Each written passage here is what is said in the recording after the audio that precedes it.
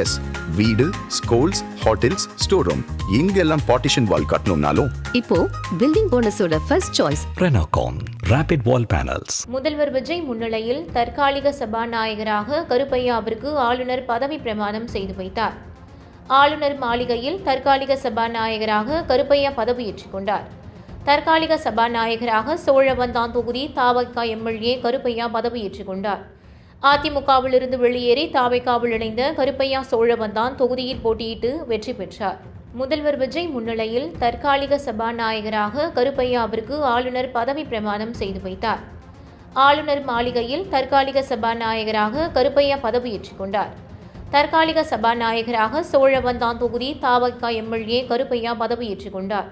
அதிமுகவிலிருந்து வெளியேறி தாவேகாவில் இணைந்த கருப்பையா சோழவந்தான் தொகுதியில் போட்டியிட்டு வெற்றி பெற்றார். முதல்வர் விஜய் முன்னிலையில் தற்காலிக சபாநாயகராக கருப்பையாவிற்கு ஆளுநர் பதவி பிரமாணம் செய்து வைத்தார்.